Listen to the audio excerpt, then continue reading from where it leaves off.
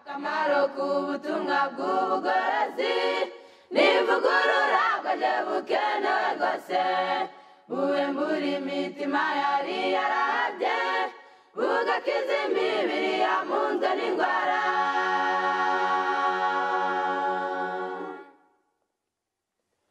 Akamaro k'ubutumwa bw'ubugorozi n'ivugurura bwaje bukenewe rwose ivugurura iyo rigeze mu mutima biga ibyaha byari byibasiye umuntu ubwo imibereho igahinduka misha hashingwa umushinga wo kunezeza abandi.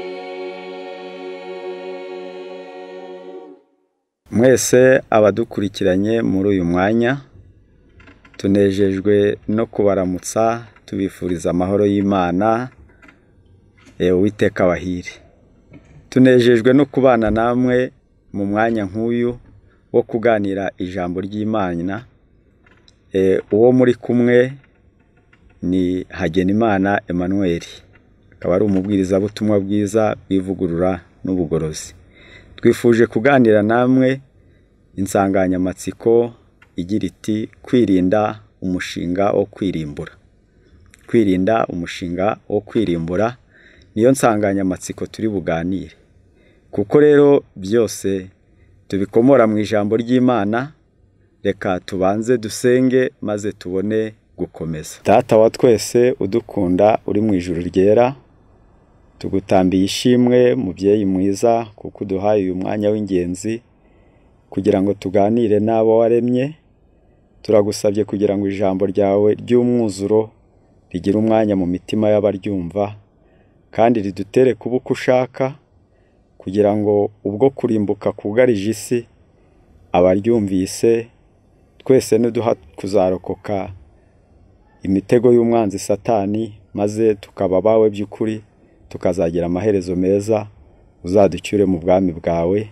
Tubisabye mu izina rya Yesu, amen. Nkuko tumaze kubibabwira ko mu kiganiro dufitanye muri uyu mwanya ari ijambo riri kutubwira ngo kwirinda umushinga wo kwirimbura. Ku isi hari imishinga myinshi abantu bajya bayitegura ibazanira inyungu, bakayitegura bakagira ibyo kuyikoramo. Noneho ariko aho dushaka kwerekeza ni ukwirinda umushinga wo kwirimbura. By'umwihariko muri uyu mwanya dushaka kurebera hamwe ububi bw'icyaha cy'ubusambanyi, ububi bwacyo, ingaruka zacyo, maze turusheho kumenya ko iyo abantu bishoye muri icyo cyaha ari kimwe mu by'ukuri gikomeye mu biteye benshi kwitegurira kurimbuka.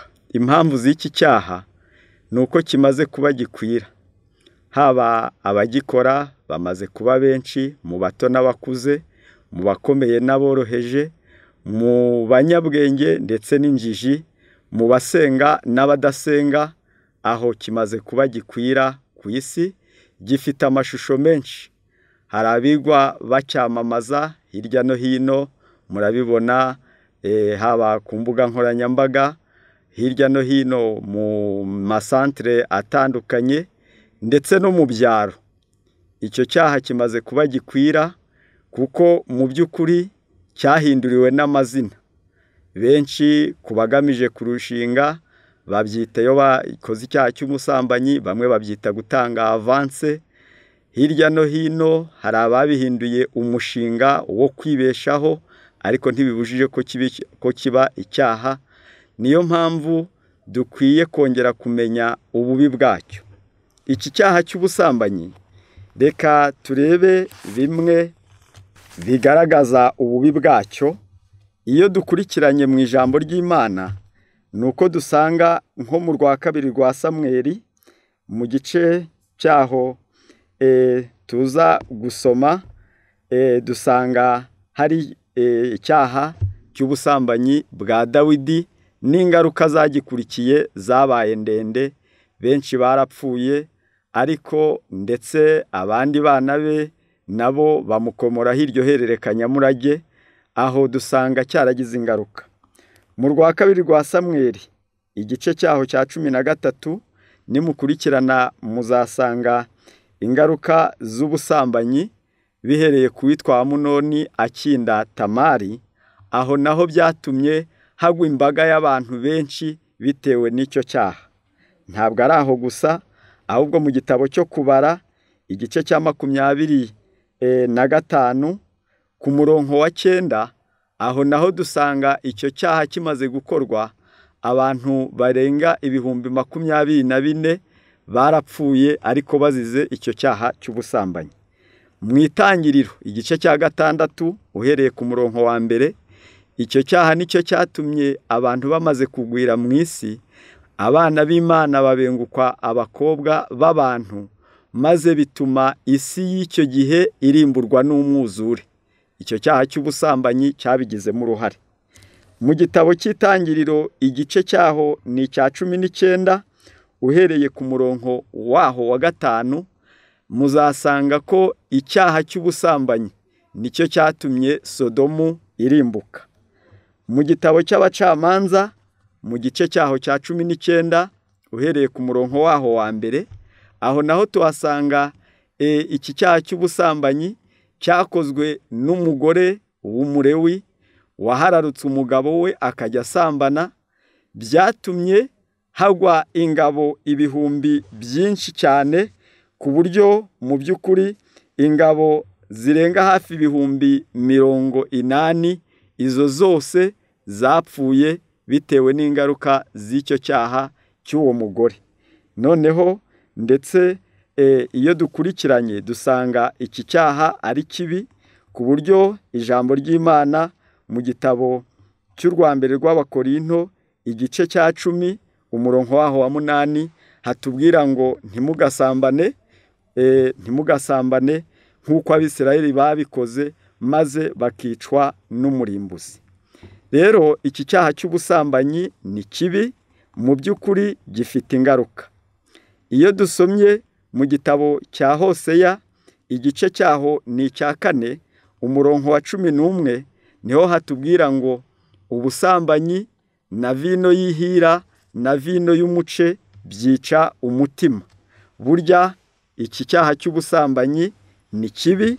Noneho iyo dusomye mu gitabo cy'Imigani igice cya 6 umurongo wa 32 n'uwa 33, iki cyaha cy'ubusambanyi tugisomamo, tuhasoma aya magambo yongera kutwereka ububi bw'ubusambanyi. Ni igitabo cy'Imigani igice cyaho ni icya 6. Reka dusome kuri uyu murongo wa 32. Haranditse hati, usambana n'umugore nta mutima afite, ugenza cyo abarimbuye ubugingo bwe. Inguma no gukorwa n'isoni nibyo azabona, kandi umugayo we ntuzahanagurwa. Burya icyaha cy'ubusambanyi gifite ingaruka zikomeye cyane. Twakwibaza ngo none se ni ibiki bigaragaza ubusambanyi, kugira ngo nibura nabyo abantu babyirinde, kuko gifite amashusho menshi, gifite n'uburyo gikorwa kandi bwinshi. Iyo dukurikiranye ijambo ry'Imana ritwereka neza yuko mu gitabo cya Matayo igice cyaho cya 5 umurongo wa 27 niho Yesu yavuze ati ntimugasambane. Ndetse agera ubwo avuga ijambo rikomeye, aho yavuze ati nubwo bivugwa ngo ntimugasambane, ariko ureba umugore wa mugenzi we akamwifuza aba amaze gusambana nawe. Burya rero ubusambanyi bufite amashusho menshi, ku buryo Yesu we yagaragaje ko no kwifuza ni kimwe mu bintu bishobora gutuma umuntu agwa muri icyo cyaha cy'ubusambanyi. Ngaho reka turebe iri jambo tuza gusoma rize kudufasha. Icyaha cy'ubusambanyi muri iyi minsi yacu kivugwaho ibi bikurikira. Haragira hati ubusambanyi iki cyaha cy'ubusambanyi mu by'ukuri kimaze kuba gikwira. Ubu busambanyi ni kimwe mu byaha bigezweho, gihuriweho n'abasore n'abana n'inkumi, abagabo n'abagore, abasaza n'abakecuru, kikagira amashusho menshi. Hari abasambanira mu magambo kuri telefoni, hari abasambanira mu nzandiko no mu biganiro by'amanjwe, hari abisambanya byo bita masturbation, byo bikaba binateye indwara nyinshi zitera ubumuga. Hari nko kugabanuka k'ubwenge, indwara z'amagufa, impyiko, umwijima, ibisazi, ndetse hari n'abirirwa bitegereza amashusho y'ubusambanyi. Ibyo nabyo bigakangurira irari ryabo, maze nabo bakabarirwa mu basambanyi, kandi ubu noneho aramamaye kuruta ikindi gihe cyose. Si ibyo gusa, hari n'abakora imibonano n'abo bahuje ibitsina, hari abaca inyuma abo bashakanye, abafata ku ngufu abana, hari indaya zabigize umwuga, hari ukwitangamo ruswa ihesha akazi n'ibindi. Hari abahitamo gusora imibiri yabo, hari abanebwe bajya bashora imibiri yabo mu busambanyi ngo babone ibigezweho. Ibyo nabyo muri iki gihe cyacu birahari cyane, ugasanga umuntu ari kubyamamaza ati nabonye mbuze ubundi buryo, mbona mbuze ikindi nakora, nuko ninjira muri uwo mwuga w'uburaya. Jya umenya ko wahitanye benshi, ni bibi kandi nawe bishobora kukugiraho ingaruka cyane. Ikindi, hari abanebwe bashora imibiri yabo mu busambanyi ngo babone ibigezweho. Hari abitwaza ubukene n'inzara bigatuma bishora mu busambanyi ngo babashe kubona amaramuko. Ibyo byose mu by'ukuri ni impamvu zituma abantu bakora iki cyaha cy'ubusambanyi, kandi reka nongere mbibutse ko uko byagenda kose iki cyaha ni kibi. Impamvu watanga izo arizo zose zatuma ugikora, mu by'ukuri ni kibi, cyagiye kigira ingaruka ku batubanjirije. None se umuntu yakwibaza ngo ni iki kiranga ubusambanyi? Mu bintu bigaragara biranga ubusambanyi, reka tugerageze kureba ibi bikurikira. Rero burya iyo hari ibi bikorwa bigaragaye kuri wowe, ku bazasoma mu gitabo cy'imigani niho hari kutubwira ibijyaniranye n'ubusambanyi. Tuza gusoma amagambo akurikira mu gitabo cy'imigani, igice cyaho ni icya 6, ni igice cya 5, niho hari kuvuga ibyo kwirinda ubusambanyi. Havuzwemo byinshi, aho abantu bahabwa inama, ku buryo ku murongo wa 7 havuze ngo noneho bahungu banjye nimunyumvire, kandi ntimwirengagize amagambo yo mu kanwa kanjye. Cisha inzira yawe kure y'uwo mugore, kandi ntiwegere umuryango w'inzu ye, kugira ngo utiyake icyubahiro cyane ngo ugihe abandi. Ndetse hepfo harakomeje hati amaherezo ukazaboroga, ku murongo wa 11, umubiri wawe umaze kugushiraho, ubwo ni ingaruka z'indwara zitandukanye, ukavuga uti ayiwe ko nanze kwigishwa, ayiwe ko nanze kwigishwa, bitewe nuko ijambo ry'Imana ryakaguhuguye, ijambo ry'Imana ryakakwigishije, warihaye agaciro gake. Rero ibi bikorwa byose iyo ugiye ubikora bishobora kukugiraho ingaruka. Icya mbere nuko igihe cyose habayeho kuryama hamwe n'uwo mudahuje igitsina mutarashakanye, ubusambanyi. Gukunda gukorakora k'uwo mudahuje igitsina, ubu nabyo bireze, ariko jya umenya ko ari inzira iganisha ku busambanyi. Ikindi ni ukwikinisha, ibyo bita masturbation. Ibi nabyo bimaze kuba icyorezo ku isi, gikorwa n'abato n'abakuze, buryo barirwa mu basambanyi. Icya 5 ni ugushaka guhoberana n'uwo mudahuje igitsina ariko mwiherereye. Ibyo nabyo bimaze kuba gikwira, nacyo ni ikimenyetso kigaragaza ubusambanyi. Icya 4 ni uko umuntu akunda gutindana ikiganza cy'uwo badahuje igitsina. Hari benshi bagira ibimenyetso batanga bakorakoranaho mu biganza. Ibyo nabyo ni kimwe mu bishobora kugusha umuntu mu cyaha cy'ubusambanyi. Icya gatandatu ni ugukorakora igice cy'undi n'igihe yaba adashaka. Uko gukorakoranaho kw'abasore n'inkumi, kw'abagabo n'abagore batashakanye, nabyo ni ubusambanyi. Icya karindwi ni ugukunda guhamagara kuri telefoni uwo mudahuje igitsina mufitanye ubucuti, ariko mushaka kujya mugaragariza ahihishe, mukabwirana amagambo y'amaryoshyo, bamwe bita amagambo y'imitoma. Burya ibyo iyo ugenda ubibwira uwo mutashakanye, icyo ni icyaha cy'ubusambanyi. Ikindi ni ugusoma inkuru zihindanye zerekeye ku busambanyi, nacyo kimaze kuba akaga, kandi nacyo kigaragaza ko iyi ari ingeso y'ubusambanyi cyangwa se yerekeza ku busambanyi. Ikindi ni ukureba filime z'ubusambanyi n'ubuhehesi, ndetse no gukunda kugirira amatsiko ubwambure bw'uwo mudahuje igitsina. Hanze aha Satani yamaze gutera abantu bakambara imyambaro ibonerana, abandi bakambara imigufi, bakambara ibahambiriye, bakambara itabakwiriye. Burya uba uri kugaragaza, kuko hari imyambaro y'abamaraya, nayo rero usabwa kuyirinda, kuko nacyo ni kimwe mu bitera inkunga icyaha cy'ubusambanyi. Ikindi ni ukurangazwa n'uwambaye nabi agaragaza ikimero cye, nabyo mu by'ukuri ni ubusambanyi. Ikindi ni uguhora ukeneye uwo mudahuje igitsina ngo mwicarane muganire ahihishe, umukorakore, mugirana utuganiro n'utugambo dusa naho duterana ububyara, gukinira hiherereye. Ibyo bigirwa n'abasore n'inkumi, bishobora kugirwa n'abagabo n'abagore. Ibyo byose biba biri kwerekeza ku ngeso y'ubusambanyi. Ikindi ni ugukunda kuvuga amagambo akangura iruba ry'ubusambanyi. Ibyo nabyo ujya usanga abantu benshi ayo bateze amatwi, ayo bavuga.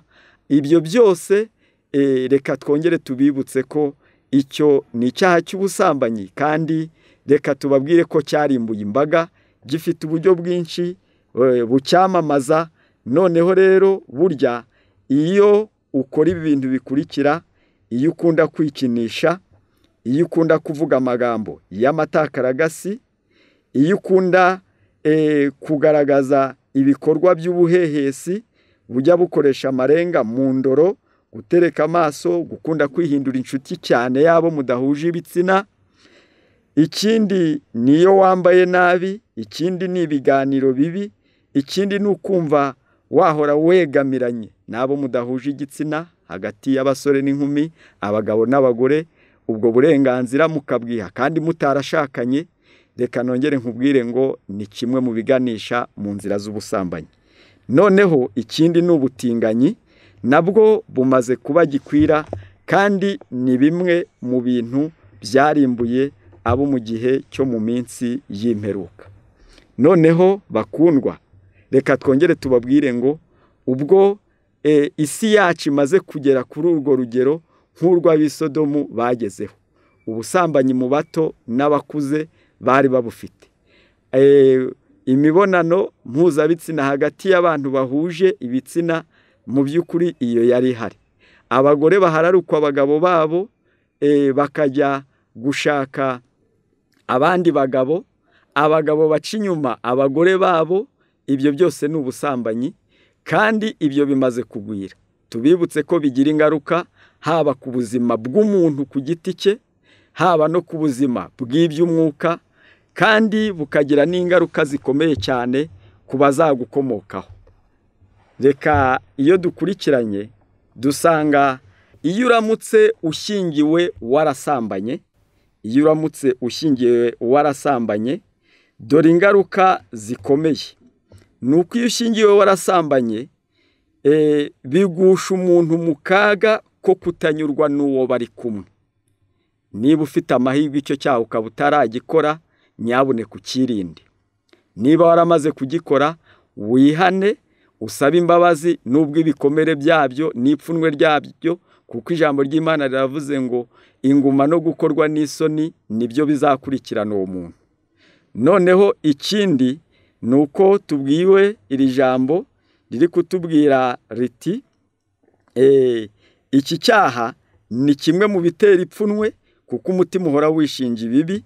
Umuntu aba yaratakaje ibihindizo byo kwirinda ibibi kuko azimiza rutangira, ndetse n'igihe byadutse mube abicyaha n'ipfunwe kuko ari we wabaye nyirabayazana.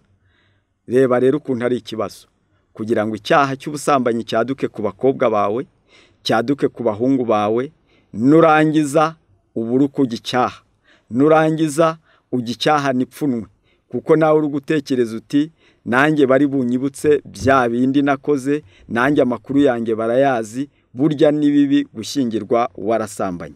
Ikindi nuko iyo ushyingiwe warasambanye bitera abawe kugukomoraho umurage mubi wo kuzaganzwa n'icyo gishuko. Rero niyo mpamvu ikindi nuko gusambana byica ubwenge, kandi niyo ntandaro ya benshi yo kubaka urwa batatu, maze imiryango ikabura imibereho myiza, maze imiryango ikagirana ibibazo, maze imiryango ikagirana amakimbirane, umutekano ukabura mu rugo kubera icyaha cy'ubusambanyi. Rero reka twongere twite kuri iri jambo. Inama ijambo ry'Imana ritanga nuko mu gitabo cy'urwa mbere rw'Abikorinto igice cya 6 umurongo waho wa 18 hatubwira ijambo rikurikira rivuga riti: muzibukire gusambana. Ibindi byaha byose umuntu akora bikorerwa inyuma y'umubiri, ariko usambana abakoze icyaha cyo mu mubiri we. Rero reka uzibukire gusambana, wibarwa mu bazatuma isigerwaho n'akaga. Niba warakoze icyo cyaha ukaba utari wagira ingorane zo kwanduriramo indwara zandurira mu mibonano mpuzabitsina, gerageza kugira ngo wiyarure amazi atararenga inkombe, kandi nusanga Imana wicishije bugufi ukayisaba imbabazi izakubabarira. Iyo yababariye Dawidi, yababariye uwitwa Mariya wari ugiye guterwa amabuye, nawe niwemera kwihana ugasanga Yesu nk'umukiza wawe azakubabarira icyo cyaha. Kandi nawe utaragikora niyoboka ijambo rye, ukemera ko rikubera umujyanama, icyo rikubujije ukakibuza, icyo riguhanye ukareka kugikora, maze ukaba uw'Imana by'ukuri. Imana izakurinda, izakuyobora, bityo ikurokore icyo cyago cyugarije iyi si yacu. Reka dusoze tukwifuriza ngo Imana igufashe, kandi wowe udukurikiye muri uyu mwanya, Imana iguhe amahitamo meza, nawe wibuze icyo cyaha binyuriye mu kwemera inama z'ijambo ry'Imana, binyuriye mu gucisha inzira kure yawe ya maraya. Kandi umenye ko mu by'ukuri maraya arakenesha, umuntu agasigara ku gasate k'umutsima. Ngaho rero ubw'Imana idukunda ikabiduhaye izi nama, iduhe kuzemera kugira ngo tuzarokoke kurimbuka kugiye kuza kuzarimbura abanyabyaha. Imana ibidushoboze mu izina rya Yesu, amen. Akamaro k'ubutumwa bw'ubugorozi n'ivugurura bwaje bukenewe rwose, buwembura imitima yari yarabye, bugakiza imibiri yamunzwe n'indwara.